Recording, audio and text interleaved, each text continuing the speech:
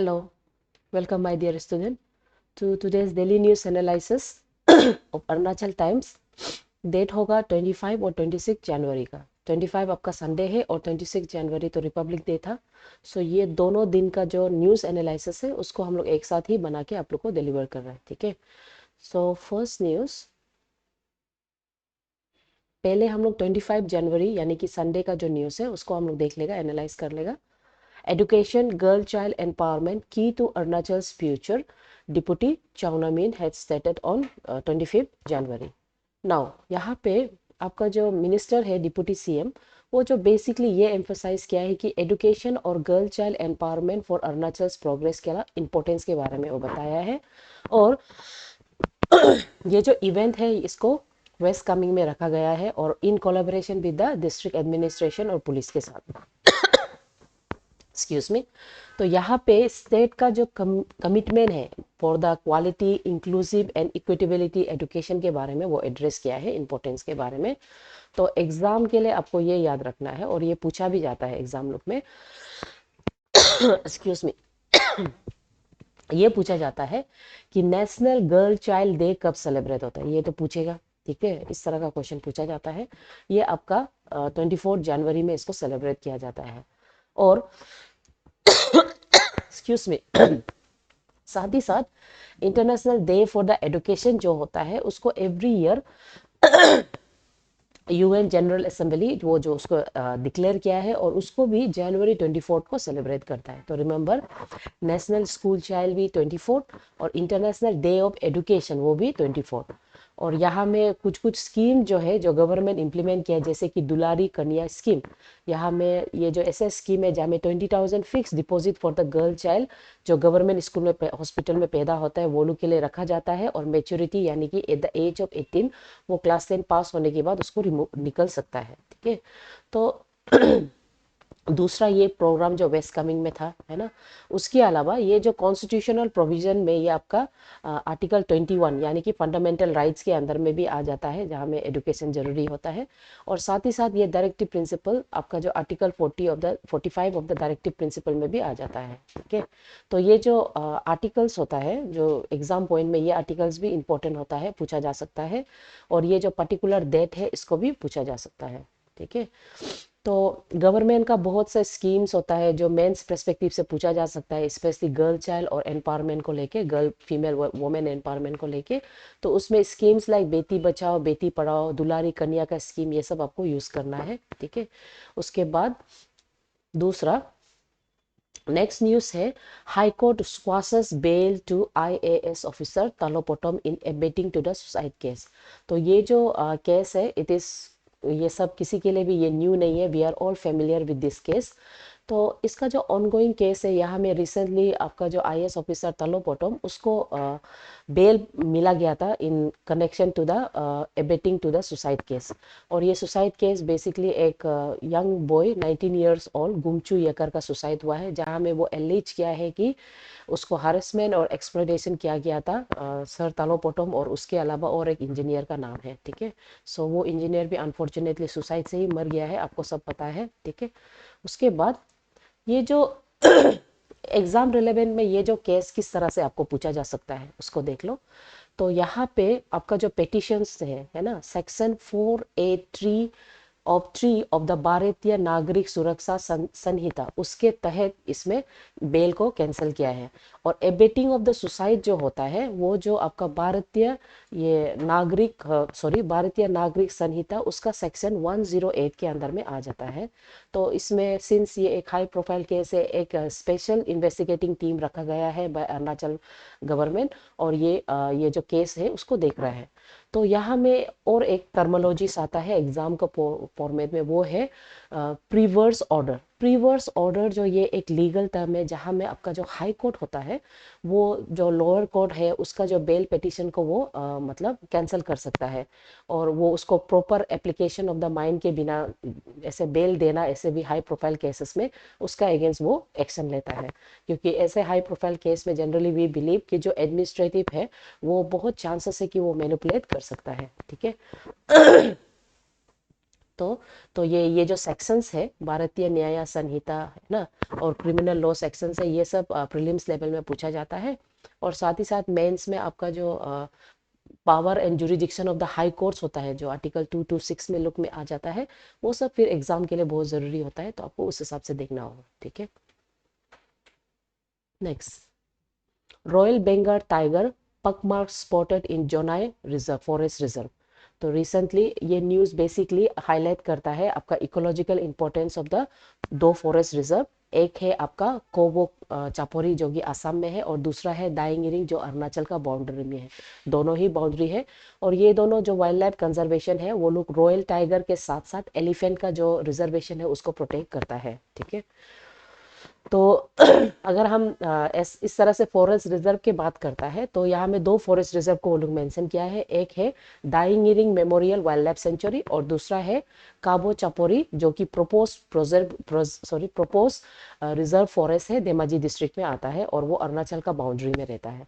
तो दाइंग इरिंग से रिलेटेड आपका एग्जाम में तो पूछा जाता है क्वेश्चन। ये आपका East Siang district of Arunachal Pradesh में है, और ये एक रिवर एंड आइलैंड वहाँ में इसका सेंचुरी बनाया है, और ये आपका सियांग और सबिया जो रिवर है उसका कॉन्फ्लुएंस से बनाया है। और इसका जो नाम है दाइंग इरिंग, आपका जो chairman of the Ering commission, Daying Ering commission जो पंचायती राज लेके आया है, वो उसका नाम पे, उसका मेमोरी पे दिया गया है। उसके बाद काबोरी चपोरी ये जो धेमाजी डिस्ट्रिक्ट में बहुत इंपॉर्टेंट कंटिन्यूअस फॉरेस्ट बेल्ट है, जो Poba forest reserve of the Assam and Daying Ering wildlife sanctuary of Arunachal Pradesh से कनेक्ट करता है। ये tiger reserve and as well as इसमें फॉरेस्ट, ये जो एलिफेंट रिजर्व का एक्ट भी करता है। तो रिसेंटली ये जो पोवा रिजर्व फॉरेस्ट है उसको अपग्रेड करके वाइल्ड लाइफ सेंचुरी रखने का असम गवर्नमेंट प्रपोज किया है, क्योंकि ये बहुत इंपॉर्टेंट एलिफेंट कॉरिडोर बनता है जो north and south bank of the Brahmaputra को कनेक्ट करता है। ठीक है, उसके बाद यहाँ पे रॉयल बंगाल टाइगर भी है, जो कि आपका IUCN स्टेटस में एंडेंजर्ड स्पीसीज का मतलब कैटेगरी में डालता है। ठीक है, तो कभी कभी सिंपल क्वेश्चंस एग्जाम में ये पूछता है कि ये जो रॉयल बंगाल टाइगर कौन सा कैटेगरी ऑफ स्टेटस में है, रेड बुक कैटेगरी में, तो इसलिए याद करो कि वो एक एंडेंजर्ड स्पीसीज है। ठीक है, और एशियन एलिफेंट जो एंडेंजर्ड का schedule 1 of the wild life protection act of 1972 में आता है, तो ऐसा शेड्यूल भी पूछा जाता है एग्जाम के लिए।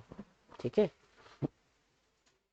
उसके बाद मेंस रिलेटेड में आपको इंपॉर्टेंस ऑफ इकोलॉजिकल कंजर्वेशन, उसके अलावा रिवर सिस्टम का क्या इंपॉर्टेंट होता है ना, सियांग और उसका ट्रिब्यूटरी से, और प्रोजेक्ट टाइगर या तो प्रोजेक्ट ये एलिफेंट क्या होता है, कंजर्वेशन स्टेटस के बारे में आपको पूछा जा सकता है। ठीक है, तो आपको उस हिसाब से क्वेश्चन देख के पढ़ना होगा। Next, Election Commission of India extend warm wishes to all its electors on the occasion of 16th National Voters Day celebration. तो आपका 16th, रिमेंबर ये डेट, ऐसा डेट भी पूछा जाता है, 15, 11, 12 कौन सा है ऐसा पूछा जा सकता है। तो इंडिया अभी फिलहाल 16th national voters day on 25 जनवरी 2026 में वो लोग सेलिब्रेट किया है। और इसका थीम एग्जाम के लिए ये भी याद रखो, थीम है my India my vote, citizen at the heart of Indian democracy, ये इसका थीम है। ठीक है, my India my vote, citizen at the heart of the Indian democracy. तो यहाँ पे इवेंट में basically felicitation of the new voters किया गया है, presentation of the national award for the electoral excellency किया है, और उसके साथ साथ कुछ न्यू पब्लिकेशंस भी डिस्प्ले किया गया था। तो एग्जाम के लिए ये जो फाउंडेशन डे के बारे में आपको याद करना है। ठीक है, फाउंडेशन डे ये 25 जनवरी 1950 को इलेक्शन कमीशन जो इलेक्शन कंडक्ट करता है वो इस्टेब्लिश हुआ था, उसको याद रखो, क्योंकि इलेक्शन कमीशन ये एग्जाम में पूछा जाता है। ठीक है, मेंस में भी प्रीलिम्स में, तो वो 25 जनवरी 1950 को इस्टेब्लिश हुआ है। और नेशनल वोटर डे जो है उसको हम लोग 2011 से स्टार्ट किया है, इसलिए अभी 16th वोटर डे है। तो इसमें बेसिक चीफ गेस्ट तो आपका प्रेसिडेंट ऑफ इंडिया है, जिसको हम लोग फर्स्ट सिटीजन मानता है। उसके अलावा गेस्ट ऑफ ऑनर में आपका अर्जुन राम मेघल जो कि union minister of the state for law and justice, उसको भी बुलाया गया था। ठीक है, और ये नेशनल वोटर्स डे यहाँ में best electoral practice to the officer in state Bihar, Kerala, Tamil Nadu, वो लोग को रिकॉग्नाइज किया गया था। उसके अलावा इसमें जो कॉन्स्टिट्यूशनल प्रोविजंस होता है, जैसे आर्टिकल 240 सॉरी 324 जो होता है, जिसमें power and functions of the election commission है, ये भी एग्जाम लुक में पूछा जाता है, ठीक है। और सबसे इम्पोर्टेंट आपका जो एज होता है, यूनिवर्सल एडल फ्रांसिस, जो मतलब सिस्टम है, यूनिवर्सल एडल सरफेस भी कहा जाता है, ये वो सिस्टम है जहाँ से इंडिया जो अपना इलेक्शन को कंडक्ट करता है। और इलेक्शन कंडक्ट करने के लिए आपको एज जो 18 ईयर्स और उससे एबव होना पड़ेगा, नॉट बिलो, ठीक है। और ये भी आपका आर्टिकल 326 के अंदर में, प्रोविजन के अंदर में आ जाता है। नाउ इसमें क्वेश्चन जो एग्जाम लुक में पूछ चुका है, वो बेसिकली वो अमेंडमेंट को पूछता है। पहले एज जो 21 ईयर्स था वोट मारने के लिए, ठीक है। तो अभी ये एज नया मतलब प्रोविजंस आया है, जहाँ में 61st constitutional amendment act of 1988 के तहत आपका एज को 21 से 18 ईयर्स कर दिया है। उसको याद रखो, ठीक है। यूनिवर्सल एडल्ट फ्रेंचाइज में ये भी बहुत बार पूछा गया है, तो आपको ये सब याद करना होगा। तो जैसे I have told you, election commission का पावर एंड फंक्शंस, कॉम्पोजिशन, ये पूछा जाता है। इलेक्शन का रिलेटेड आर्टिकल्स पूछा जाता है। नेशनल डे, वोटर्स डे कब है, ये पूछा जा सकेगा आपको। उसके अलावा इसका जो थीम इस बार था, है ना, डेमोक्रेसी का, वो पूछा जा सकता है। Next, bedevilled by the hostile neighbours. ये जो आर्टिकल है, ये बेसिकली इंडिया और यूरोपियन यूनियन का जो ऑफिशियली साइन जो हुआ है आपका ऑन जनवरी 27-26 को, जो होने वाला है फ्री ट्रेड एग्रीमेंट, उसके बारे में बताता है। ये डील को हम लोग generally mother of all deals कहा जा रहा है, जिसमें आपका मार्केट का नियरली मार्केटिंग का जो स्ट्रेटेजी है, जिसमें 25% ऑफ द ग्लोबल जीडीपी को इम्पैक्ट करेगा, 25% इंडिया का। और साथ ही साथ यहाँ में जो पोलैंड का फॉरेन मिनिस्टर है, वो इंडिया में विजिट किया है, न्यू दिल्ली में, और रिव्यू किया है आपका जो एक्शन प्लान, वो कवर करेगा फ्रॉम द ईयर 2024 से लेके 2028 तक, जो कवर किया है उसके बारे में मतलब वो विजिट करके उसको रिव्यू कर रहा है, ठीक है। और एक इनफॉर्मल पार्टनरशिप से एक स्ट्रेटेजिक पार्टनरशिप बन रहा है ये डील के थ्रू। तो यहाँ में फर्स्ट मेजर स्टेप ये हो रहा है कि करीबन 90% ऑफ द इंडियन गुड्स का जो टैरिफ है, उसको सिग्निफिकेंटली रिड्यूस किया जाएगा, रिमूव किया जाएगा। और उसके अलावा की सेक्टर्स जैसे कि टेक्सटाइल हो गया, लेदर्स हो गया, जर्म्स, ज्वेलरी हो गया, ये सब के लिए बहुत बेनिफिट होने वाला है। और उसके अलावा एग्जाम के लिए ये याद रखो, इस बार हम लोग जो 77 रिपब्लिक डे सेलिब्रेट कर रहा है, तो ये न्यूज़पेपर जो आपका आगे का है 25 का, तो उस हिसाब से हम आपको बता रहा है। European leader Ursula von der Leyen and Antonio Costa, वो इस साल का चीफ गेस्ट है। तो ऐसा चीफ गेस्ट भी पूछा जाता है एग्जाम में, ठीक है। ये आपका एपीएसएसबी का करंट अफेयर्स बन जाता है, एपीपीपीएससी है उसमें भी ये बन जाता है। तो उसके लिए याद रखो, चीफ गेस्ट यूरोपियन लीडर्स लोग आया है, Ursula von der Leyen and Antonio Costa, ठीक है। तो पोलैंड और इंडिया अपना इनफॉर्मल रिलेशनशिप को एक और भी बेहतरीन स्ट्रेटेजिक पार्टनरशिप बना रहा है। और फर्स्ट पीएम बना है जो all the way to visit Poland in 45 years, Narendra Modi जो। और पोलैंड अभी इंडिया का लार्जेस्ट ट्रेडिंग पार्टनर बनेगा इन सेंट्रल यूरोप।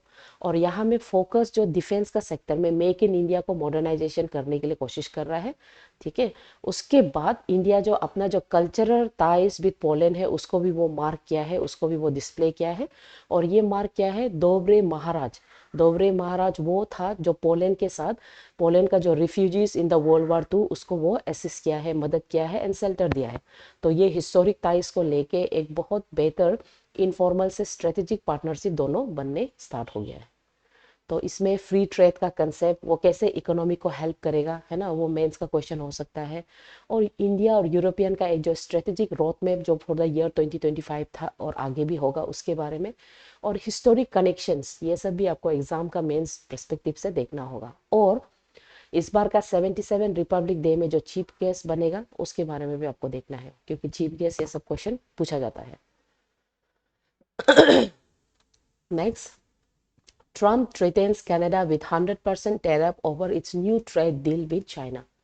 तो रिसेंटली यूएस एंड कनाडा में एक ट्रेड टेंशन देखने को मिल रहा है, जहां में president Trump has threatened around 100 tariff on all the Canadian import, अगर कनाडा अपना न्यू जो ट्रेड डील है चाइना के साथ ऑन गो करेगा, ठीक है।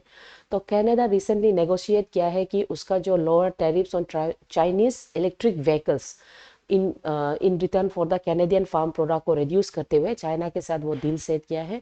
और ये डील जो बेसिकली यूएस जो प्रेसिडेंट है यूएस जो गवर्नमेंट है, they are seeing is as a threatened non negotiable pact, ठीक है। तो ये जो US president he has also beside this diplomatic fallouts में वो जो कैनेडियन प्राइम मिनिस्टर मार्क करनी है उसको ज्वाइन करने के लिए बोला है बोर्ड ऑफ पीस में, जहां में वो सजेस्ट किया है कि कनाडा अगर आएगा तो वो 51st यूएस स्टेट के अंदर में एब्जॉर्ब किया जाएगा under the banner of board of peace, ठीक है। नाउ मार्क करने वो current prime minister of Canada है, वो रिसेंटली आपका जस्टिन ट्रूडियो उसको ये क्या है सक्सीड किया है। उसके अलावा अभी बहुत सा चीज़ जैसे कि टेरिटोरियल डिस्प्यूट हो गया स्पेशली ग्रीनलैंड को लेके, ट्रेड का स्पेसिफिकली चाइना के साथ रिलेशनशिप वो सब को लेके, तो ये एक कॉन्फ्लिक्ट देखने को मिल रहा है अमॉन्ग द यूरोपियन नेशंस, ठीक है।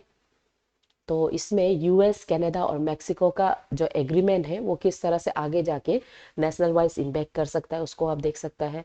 और सबसे इम्पोर्टेंट आपका कंसेप्ट ऑफ सॉवरेनिटी जो होता है, डिप्लोमेटिक प्रोटोकॉल्स और इंटरनेशनल ट्रेड अलायंस जो होता है वो अगर डिफरेंस ऑफ ओपिनियन और डिफरेंस ऑफ रूलिंग हेड की वजह से क्या फॉर्म कर सकता है, उसका क्या बेनिफिट इंडिया को हो सकता है या तो डीमेरिट हो सकता है, उसको एग्जाम पर्सपेक्टिव से आपको देखना पड़ेगा, ठीक है। तो दूसरा जो कंसेप्ट है और एक नया वो है प्रोटेक्शनिज्म्स वर्सेस फ्री ट्रेड।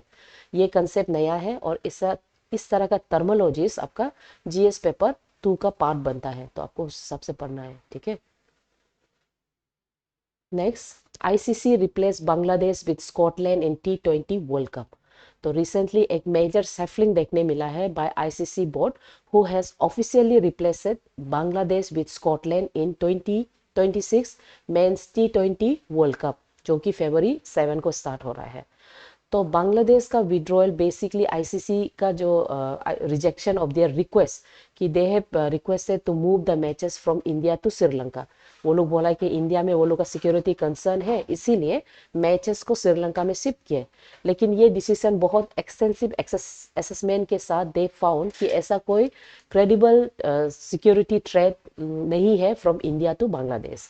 सो बांग्लादेश का विड्रॉयल के वजह से यहाँ में नया जो टीम है स्कॉटलैंड को इंड्यूस मतलब इंक्लूडेड किया है। तो ये जो टूर्नामेंट है ये जो 10 edition of the ICC men's 20 world cup होगा, इसमें को होस्ट इंडिया और श्रीलंका है, जिसमें 5 मैचेस इंडिया में और 3 श्रीलंका में खेलने के लिए सजेशन दिया है रखा गया है।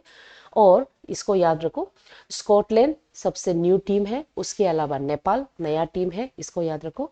स्कॉटलैंड को ग्रुप सी में डालेगा जहां में वो England, West Indies, Italy and Nepal के साथ खेलेगा। अच्छा इटाली, इसको भी याद रखो, Scotland, Italy, Nepal new team, ठीक है। तो ये जो न्यू टीम होता है ये जनरली एग्जाम में पूछा जा सकता है। और इंटरनेशनल स्पोर्ट्स में इंटरनेशनल स्पोर्ट्स का जो डिप्लोमेसी है वहाँ में पॉलिटिकल जो कॉन्फ्लिक्ट होता है वो किस तरह से सॉल्व करता है ये भी क्वेश्चन पूछा जा सकता है, ठीक है। और अगर कोई टीम विड्रॉ करता है उसमें कितना पार्टिसिपेशन का लॉस होता है, साथ ही साथ revenue for the Bangladesh cricket board जो लॉस होता है उसमें क्या इम्पैक्ट पड़ सकता है, स्पेशली स्पोर्ट्स पर्सनैलिटी को आपको देखना होगा, ठीक है। तो करेंटली ये आपको ये देखना होगा कि ये जो T20 वर्ल्ड कप कहाँ खेल रहा है और कौन कौन सा न्यू इंक्लूजन कंट्रीज है यहाँ पे, वो सब आपको देखना है फ्रॉम एग्जाम पर्सपेक्टिव, ठीक है। Djokovic secures 400 Grand Slam match win to extend record, ties Federer's Australian Open mark.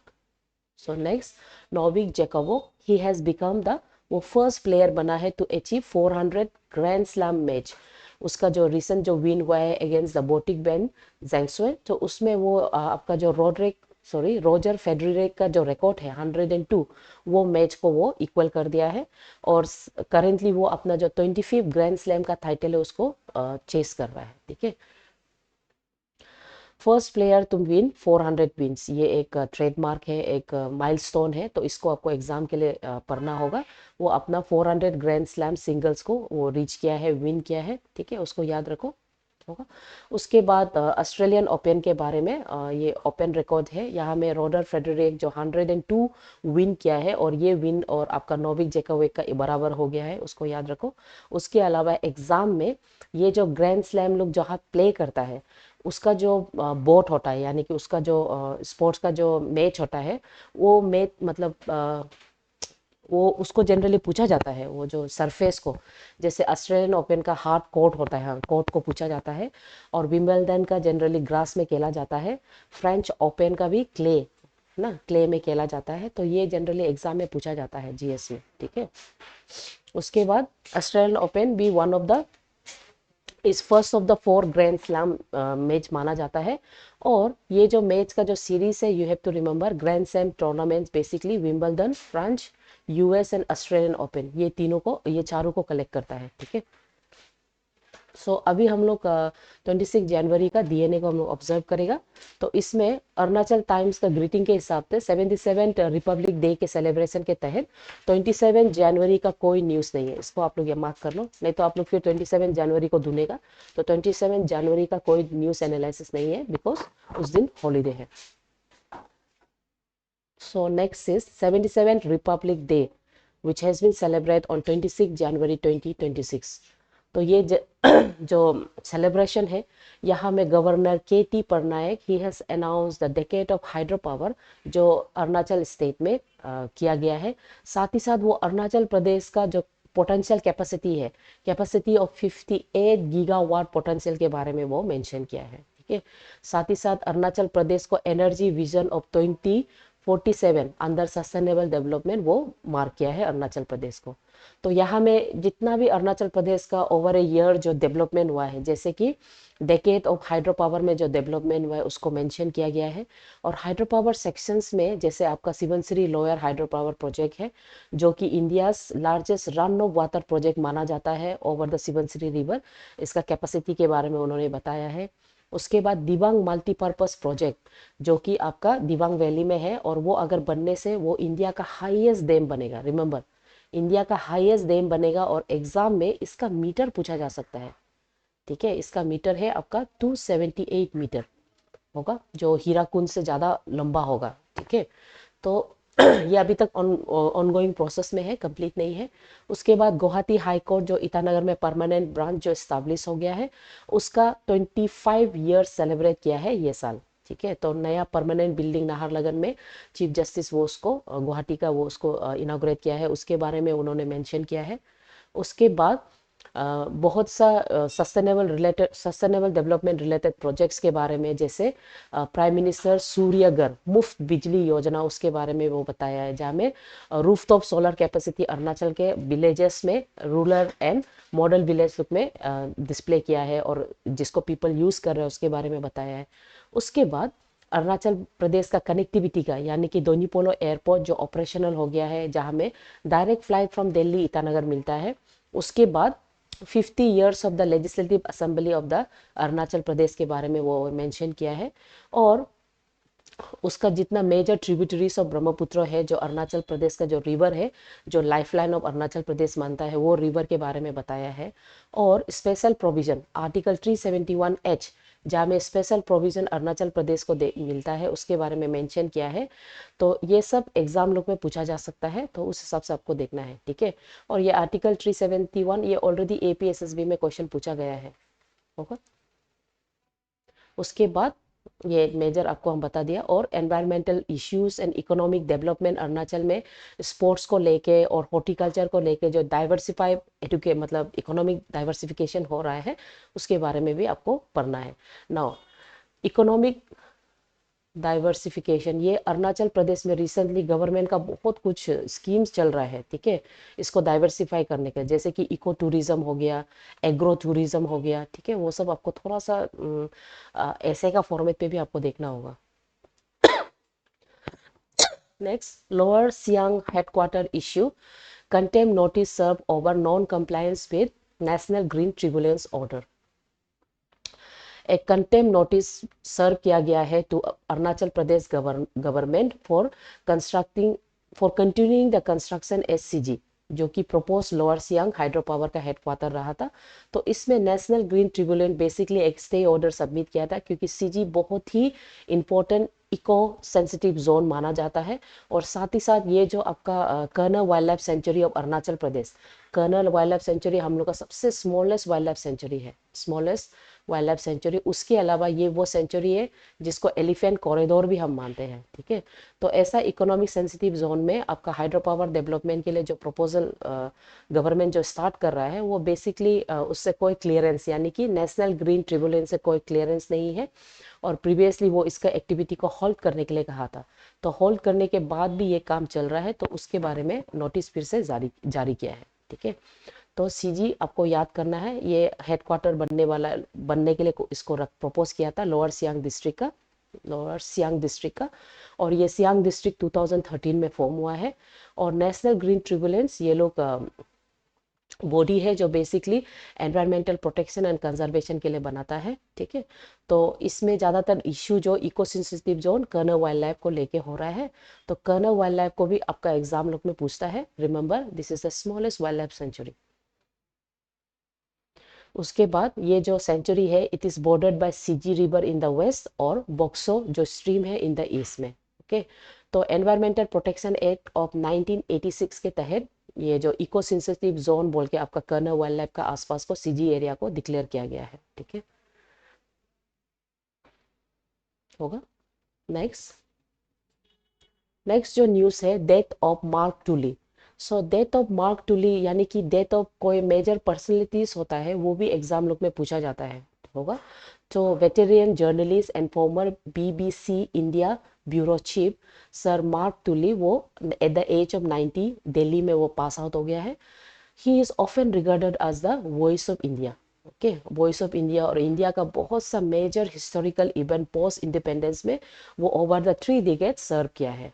उसको पद्मा भूषण दिया गया था, वो पद्मा भूषण रिसिपियन है। उसके अलावा वो ओवरसीज सिटीजन ऑफ इंडिया का स्टेटस वो भुगता है और वो इंडिया में रह के अपना डेथ तक यहीं पे रहा था। तो रिमेंबर एग्जाम का पॉइंट में वॉइस ऑफ इंडिया और ये बीबीसीआई इंडिया ब्यूरो चीफ रहा है।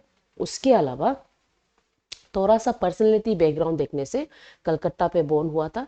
बीबीसी जो है उसको 1964 में वो सर्व किया है।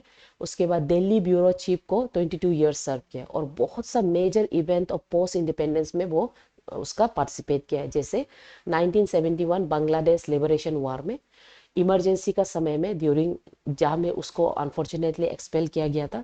उसके बाद ऑपरेशन ब्लू स्टार में, assassination of the Indira Gandhi and Rajiv Gandhi, और 1992 का बाबरी मस्जिद डेमोलिशन, ये सब में वो one of the major chief रहा है जो इंडिया को सर्व करके प्रोटेक्ट किया है, ठीक है। सो इसीलिए पद्मश्री उसको 1992 में, पद्मा भूषण 2005 में गवर्नमेंट दिया है। और ये सिर्फ नहीं है, उसका जो सर्विस को यूके गवर्नमेंट भी रिकॉग्नाइज करते हुए उसको नाइटहुड का स्टेटस 2002 में दिया है। सो देखो इतना ज़्यादा उसका अचीवमेंट्स है और उसका इवेंट्स है, मेजर इवेंट्स को वो कवर किया है। तो ऐसा पर्सनैलिटी जनरली एग्जाम लोग में पूछा जाता है, ठीक है। उसके अलावा उसका जो बुक्स है, ये बुक्स भी एक पार्ट है जहाँ में क्वेश्चन पूछ सकता है एग्जाम में। Books like Amritsar Mrs Gandhi last battle, है ना। उसके अलावा इंडिया इन स्लो मोशन, ये सब आपका जो आर्टिकल्स नोटेबल बुक्स होता है ये एग्जाम में भी पूछता है। एग्जाम में ऑथर एंड द बुक्स ये कंपलसरी क्वेश्चन होता ही आता है, ठीक है। Next, army joins Pema Khot Losar celebration in Tuting. So Pema Khot Losar celebration आपका spearhead division of Indian army वो लोग सेलिब्रेट किया है टूटिंग में। तो पेमा कोट लोसर ये बेसिकली बुद्धिस्ट कम्युनिटी का फेस्टिवल है। तो यहाँ में एक सिविल मिलिट्री का हार्मनी को शो करते हुए इसको ये सेलिब्रेशन को किया है। नाउ ये सेलिब्रेशन टूटिंग जो अपर सियांग का जो डिस्ट्रिक्ट में आ जाता है, अपर सियांग टूटिंग, ओके, अपर सियांग का डिस्ट्रिक्ट में अरुणाचल प्रदेश में आता है, जो बहुत स्ट्रेटेजिक टाउन है in the very near to the line of actual control. तो ये पेमाकोट फेस्टिवल, लोसर फेस्टिवल, ये न्यू ईयर फेस्टिवल है जिसको बुद्धिस्ट कम्युनिटी का स्पेशली मेम्बा और कंबा जो ट्राइब्स होता है इन द पेमाको रीजन वो लोग सेलिब्रेट करता है, ठीक है। और ये जो स्पेयर हेड डिवीजन है इंडियन आर्मी का उसको भी याद कर लो। उसके बाद रीजनल सिग्निफिकेंस ऑफ पेमाको एरिया क्या है, दे आर नोन एज बियुल। बियुल का मतलब है हिडन लैंड जो तिब्बतियन बुद्धिज्म को फॉलो करता है। और यहाँ में वो लोग ये जो पेमा कोट में वो लोग का फीमेल डेटी है उसको प्रे किया जाता है, दोरजी पागमो, ठीक है। उसके बाद दूसरा, ये आपका वाइब्रेंट विलेज प्रोग्राम के पार्ट में इसका डेवलपमेंट में सिविल मिलिट्री टाइज को डेवलप करते हुए इसको प्रोग्राम को रखा गया है। और रिमेंबर ये जो Nyingma sects of the Mahayana Buddhism को ये मेंबर ट्राइब लोग फॉलो करता है और ये पेमा कोट वो लोग का न्यू ईयर फेस्टिवल है। ठीक है। Next, 45 chosen for the Padma Shri in unsung heroes categories on Republic Day. तो government of India has announce 131 Padma awards for the year 2026, जिसमें 5 जन आपका पद्मा विभूषण मिलेगा, 13 जो पद्मा भूषण एंड 113 जो है पद्मश्री मिला जाएगा, ठीक है। तो उसके बाद अरुणाचल प्रदेश का भी एक सिक्योर किया है तेची गोएन जो पद्मश्री अवार्ड का सोशल कैटेगरी में। उसके बाद 2026 में पीपल लोग का पद्मा पीपल में बेसिकली 54 अनसंग हीरोज लोग को इसमें इंक्लूड किया गया है, ठीक है। तो कुछ कुछ अनसंग हीरो, सब तो 54 तो हम नहीं डाल सकते, लेकिन कुछ कुछ डाला है। अंकी गौदा, अमिदा फर्नांडिस, ये सब कुछ कुछ नाम डाला है, आप लोग उसको चेक कर लीजिएगा, ठीक है। तो पद्मा अवार्ड जो है ये एक ऐसा इंस्टीट्यूट है जो 1954 में गवर्नमेंट इसको इंट्रोड्यूस किया है, और इसको हर साल रिपब्लिक डे में अनाउंस किया जाता है, और इसमें जो कन्फर्म मेडल होता है उसको मार्च या तो अप्रैल का महीना में उस हिसाब से दिया जाता है, ठीक है। तो कैटेगरी में पद्मा विभूषण सबसे exceptional distinguish, Padma Bhushan high order and Padma Shri distinguish service के लिए दिया जाता है, ओके। तो ये आपको जो सीरीज है इसको भी जानना है एग्जाम के लिए, कब स्टैब्लिश हुआ है वो भी आपको जानना है, 1954 में। तो कॉन्स्टिट्यूशनल प्रोविजन का अंदर में जैसे पद्मा अवार्ड्स लोग से रिलेटेड क्या क्या आ सकता है बोले से, आर्टिकल 13 को याद 18 को याद करो। ये कॉन्स्टिट्यूशन का वो प्रोविजन है जो एबुलेशन ऑफ टाइटल्स देता है, यानी कि कोई भी अपना पद्मा ऐसा टाइटल को एक्स्ट्रा यूज नहीं कर सकता है, ठीक है। और दूसरा, Trump's Greenland ambition strength MAGA ties with the Europe far right. तो ट्रम्प्स का ग्रीनलैंड एम्बिशन और यूरोपियन यूनियन में जो स्ट्रेंथ देखने को मिल रहा है ये वो आर्टिकल के बारे में है। फार राइट लीडर्स जैसे कि France, Germany and Italy, they have criticise this movement and also they have, वो लोग अपना जो नेशनल सॉवरेनिटी को लेके ट्रेड किया गया है। तो ये जो टेंशन है ये बेसिकली यूरोपियन यूनियन और यूएस का जो ट्रेड पैक्ट है उसको इम्पैक्ट करने वाला है, ठीक है।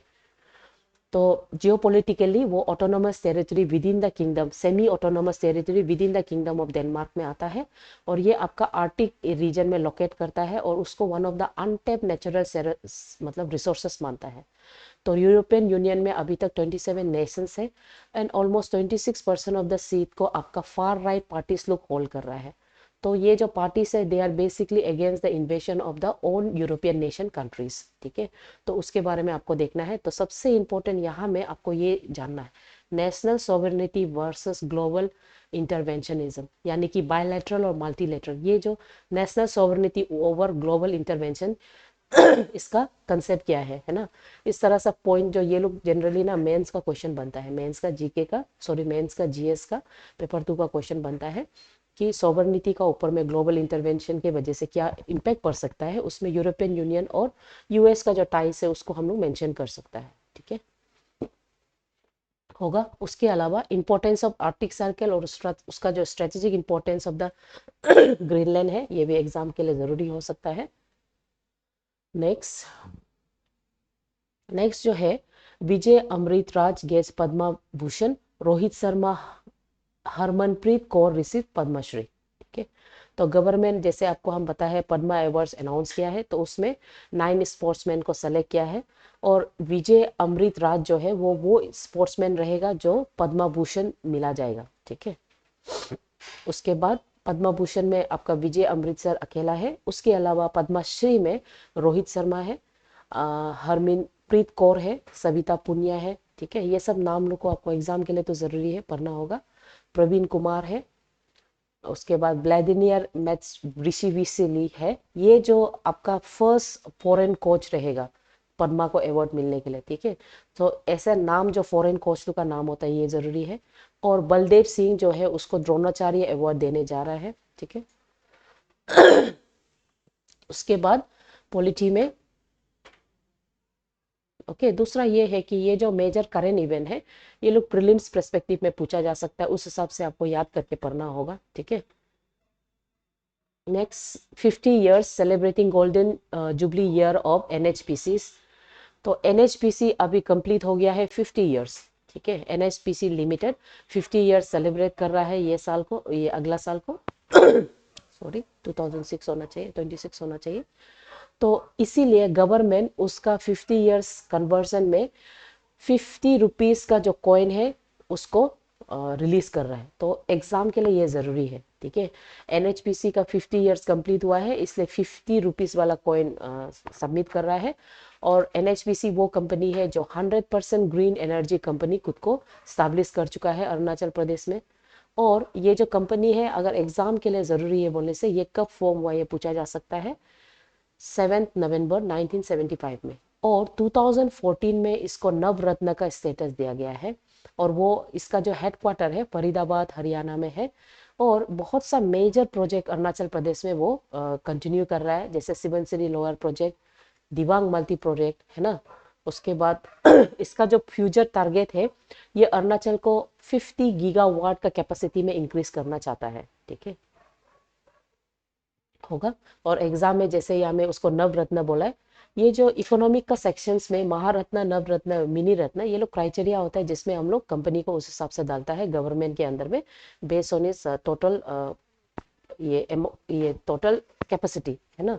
उसके बाद इंडिया का, सॉरी, अरुणाचल प्रदेश का रिवर सिस्टम जो है, जैसे सिबनसिरी और दिबांग, इसका इंपॉर्टेंस भी पूछा जा सकता है, जो कि एक बहुत रिन्यूएबल एनर्जी टारगेट होता है। मेजर डैम्स और hydro power project in north east होता है, उसका इंपॉर्टेंस पूछा जा सकता है, ठीक है। उसके बाद on occasion of National Girl Child Day 2024, sorry 2026 होगा, ठीक है। इसका करेक्शन थोड़ा देख लीजिए। Deputy CM Chowna Mein emphasise that education is the foundation of the progress for which state. ये अरुणाचल प्रदेश के लिए ही है, और इसका डेट का करेक्शन थोड़ा देख लीजिएगा, ठीक है। Next, recently pug marks of the Royal Bengal tiger were spotted in Kobu Chapori proposed reserve forest. This forest is located near the boundary of which two state? ये आपका अरुणाचल और असम का बाउंड्री में है। Who recently became the first tennis player in history to reach 400 match wins in Grand Slam title? ये तो आपका Novick Djokovic है ना। उसके बाद who among the following unsung heroes was awarded Padma Shri for establishing पुस्तक माने, world's largest free access library? तो ये है आपका अंकित गौदा, ठीक है। तो ये पुस्तक माने क्या है ये भी पढ़ लो। ये जो फ्री एक्सेस लाइब्रेरी जो होता है, which territory proposed acquisition by the US administrator had recently caused a diplomatic rift between the Donald Trump and several European far-sighted far-right leaders? तो ये है आपका ग्रीनलैंड, है ना, ग्रीनलैंड की वजह से। Next, Padma Award have increasingly shifted focus on recognizing unsung heroes. तो unsung heroes का importance क्या है आपको बता सकता है, ठीक है, उसके बारे में क्वेश्चन पूछा जा सकता है। उसके अलावा ये जो सिविलियन हीरोज इन इंडिया, उसका इम्पैक्ट क्या हो सकता है, और वो कैसे ग्रास रूट लेवल में सोशल चेंजेस में रोल प्ले कर सकता है, ये भी क्वेश्चन पूछा जा सकता है। उसके बाद अभी जो एमर्जिंग चैलेंज इन इंडिया है, स्पेशली स्ट्रेटेजिक ऑटोनॉमी को लेके, तो ये आपका क्वेश्चन पूछ सकता है। साथ ही साथ इंडिया का बायोलैटरल जो रिलेशनशिप है पोलैंड के साथ, वो उसका जो यूएस और रशिया का जो कॉन्फ्लिक्ट है, रशिया और यूक्रेन का कॉन्फ्लिक्ट है, उसको लेके क्या स्टैंड है, वो भी क्वेश्चन पूछा जा सकता है, ठीक है। सो नेक्स्ट है thought of the day. One of the difference between some successful and unsuccessful people is that one group is full of doers while the other is full of wishers. यानी कि अगर आपको कुछ काम करना है, आपको खुद करना है ना, सिर्फ ड्रीम नहीं करना है, ठीक है। सो माय डियर स्टूडेंट, आज का डेली न्यूज़ एनालिसिस इतना ही है। Keep study, thank you.